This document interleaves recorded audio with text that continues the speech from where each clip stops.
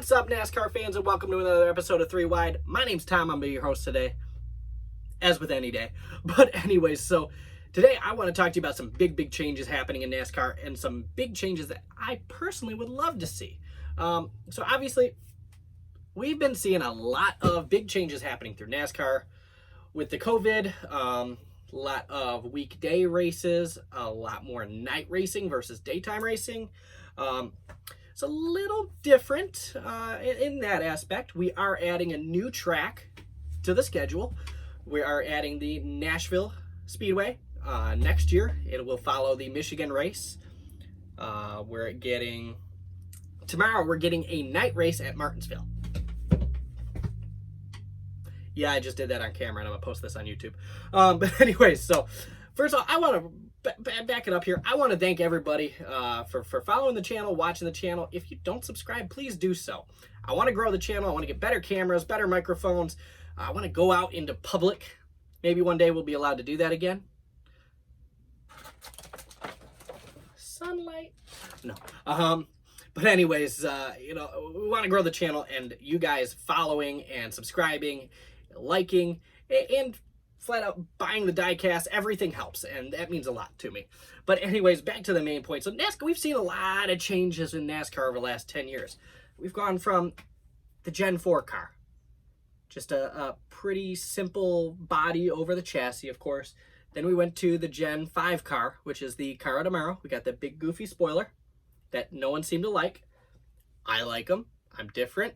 Don't like it. Go take your opinion elsewhere. No, I'm just kidding. And then, of course, we got the Gen 6 car, which is where we're currently at, which gives the manufacturers a lot more brand recognition. And then, supposed to be next year, but obviously due to COVID and not being able to do R&D, we're getting the Gen 7 car in 2022. So a lot of big changes that are coming right off the back. Adding the road course race at Indy for the Xfinity Series. That's huge.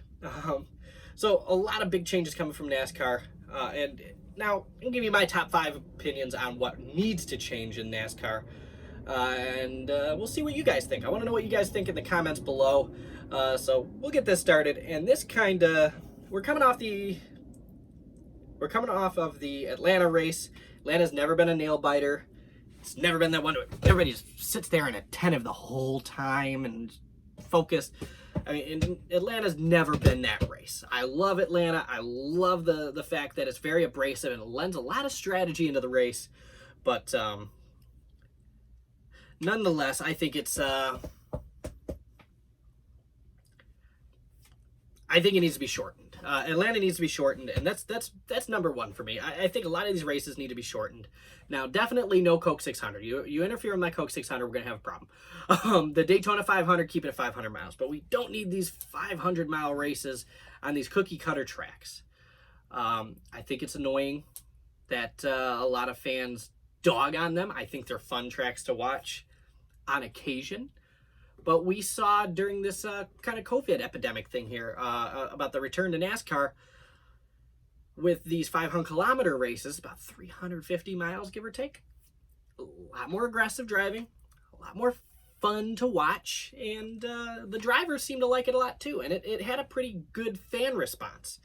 So I think a lot of them need to be kind of cut down to maybe 400, 375, 350. I personally, being that NASCAR is an endurance race, I don't like the idea of going below 350, really. Maybe some road courses, but that's about it. Number 2, stop the competition cautions. Can we please? I get that sometimes you need to make changes to your race car, especially if it rains after you've done all that practice and all that qualifying and all that setup. I get it. But you are the best drivers and some of the best drivers in the world. The NASCAR drivers are some of the best drivers in the world. If you can't race a full stage without, having to make superb changes, only 20 laps into a race, maybe you should try go-karts. I'm just kidding. Not trying to dog these guys, but it's one of those things where you sit down, you're attentive, you're excited, you're ready to watch the race, and then you're all lap 20, lap 30, you're just like, I'm gonna go get me a beer, and you're up and out. It takes that excitement of the race starting. You're ready to watch it, and then you just chop it. If you need a competition caution, and this will stem into my next point here, wait until the end of stage 1. Throw a caution at the end of stage 1 and call that the competition caution. You're supposed to be the best drivers in the world. You can set up the car. What better way to know how it's going to set up than in race trim on the racetrack? I think it just kind of takes that excitement at the beginning of the race, and I've seen it happen, and I'm guilty of it myself. You're ready, you're excited, here's a competition caution, and you just walk away and you don't look. I'm guilty. I understand the reasoning for it, but I just don't think it's really what NASCAR needs to do. Stage number 3, and that is end cautions at the end of the stages. NASCAR is supposed to be an endurance race. I get that it bunches them back up. It brings more drama with the restarts. Everybody loves restarts because then they can wreck. But like Tony Stewart said, if we don't fill the quota for the fans and wrecking race cars, we got to go run them on solid and run figure eights. And I get it, but at the same time, I find it to be unnecessary. Run the race. If you need a competition caution, throw a caution at the end of stage 1. I think that's a plenty fair idea. But racing to the end of the stages, it brings the pit strategy out of play in a lot of these tracks. It used to be Michigan was huge fuel mileage racing. You'd get the end of the Coke 600. You get a lot of drivers with those upsets of the fuel mileage. You can potentially take that away. It's not every time, but you can take that away.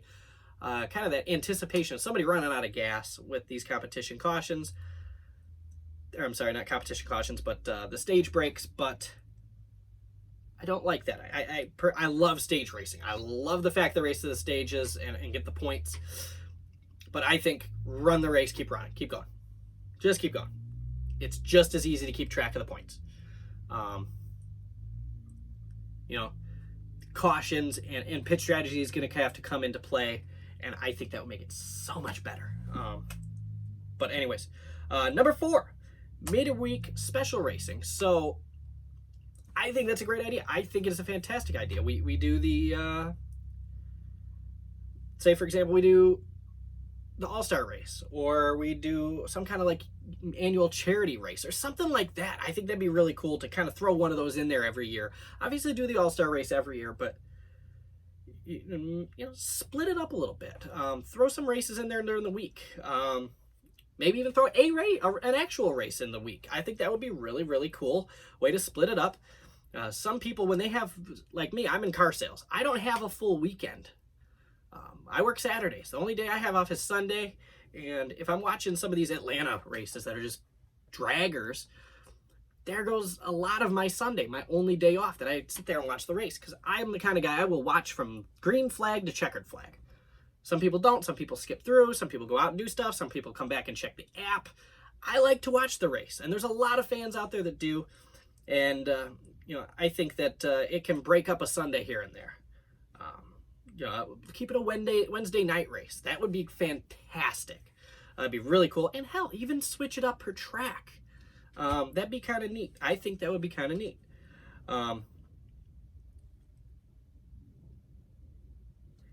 Number 5, and this is a big one that I'm nitpicky. I've heard a lot of people complain about. Run a few more races on national TV instead of cable. Fox does a great job. NBC does a great job. But can we put it on Fox and not Fox Sports 1? A lot of people have to pay extra to get those channels, and some people just aren't financially viable to do that. Some people don't have TV or cable. They just have regular TV. Some people don't want to pay for all that crap. They can afford it, but they don't want to pay for it. I get that, they're paying more and NASCAR needs to make the money. But in my opinion, I think it kills the viewership. It really, really does. Especially some of these short track races, Talladega, Daytona. Get that off Fox Sports 1 and NBCSN and put it on national TV. You'll boost your ratings. We know that you will. We've seen it. Obviously, we can't use this year's justification because there's nothing else competing against NASCAR until now. You got Indy, but that's just what I think. So those are my big five. Those are my top five. What do you guys think? What do you guys want to see NASCAR do to change? Do you think NASCAR just shouldn't change anything? Let me know in the comments below. I'll do another video, and I'll do a video based on your guys' opinions. See how they match up to mine, and see. Well, I like doing that kind of stuff. It's fun. I find it to be fun to know what you guys think versus what I think, and kind of go from there. But anyways, another kind of a little bit of a change coming from NASCAR is the potential for the cutting of the Confederate flag, the Virginia battle flag, but the Confederate flag that most people see it as from the infield. They want to completely ban it from the infield is what I'm kind of hearing rumors of. I'm going to do a whole video on that one. It's a controversial video, but I'm going to do it anyway. Anyway, thanks for watching, guys. I hope you liked the video. I really appreciate you watching, even if you only watched a minute of it, or if you made it to this part of the video. Thank you for watching. Please consider subscribing. And if you guys are interested in buying a diecast, they are available. You go to Ludermoser _motorsport on Instagram. Send me a message. Let me know what you're looking for. I have a lot of my inventory on there. Most of my inventory, actually. And then I also have the Ludermoser Motorsports diecast on Facebook. So go ahead and check those out. That supports the channel. It's going to eventually lead to me buying the better cameras. And I've got too much inventory as it is. You see something up here that you like? I think I'm going to start switching this up. See what you guys think. Throwing some more 124s up there. I've only got so many of the boxed cars, but we'll do that as well. But anyway, thank you guys for watching. Have a great rest of your day. Tomorrow's race day at Martinsville, and I'm excited. Blaney's on pole. Thanks, guys.